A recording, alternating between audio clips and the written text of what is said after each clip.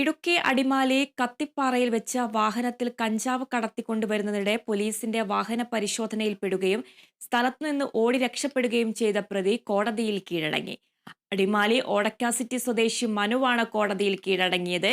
അന്വേഷണ നടപടികളുടെ ഭാഗമായി അടിമാലി പോലീസ് പ്രതിയെ കോടതിയിൽ നിന്നും കസ്റ്റഡിയിൽ വാങ്ങി. കഴിഞ്ഞ മാർച്ച് 30-നായിരുന്നു കേസിനാസ്പദമായ സംഭവം നടന്നത്.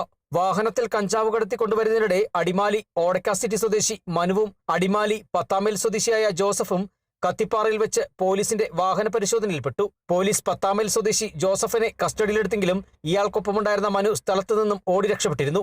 1 കിലോയ്ക്ക് മുകളിൽ കഞ്ചാവ് കടത്താൻ ഉപയോഗിച്ച വാഹനവും പോലീസ് അന്ന് കസ്റ്റഡിയിലെടുത്തിരുന്നു. ഈ സംഭവത്തിലാണ് ഒളിവിൽ പോയ മനു കോടതിയിൽ കീഴടങ്ങിയത്. കോടതിയിൽ കീഴടങ്ങിയ പ്രതിയെ അന്വേഷണ നടപടികളുടെ ഭാഗമായി അടിമാലി പോലീസ് കോടതിയിൽ നിന്നും കസ്റ്റഡിയിൽ വാങ്ങി. ഇയാൾ മുൻപും വിവിധ ലഹരിക്കടത്ത് കേസിൽ ഉൾപ്പെട്ടിട്ടുള്ള ആളാണെന്നാണ് പോലീസ് നൽകുന്ന വിവരം. Kerala vision news, Idukki.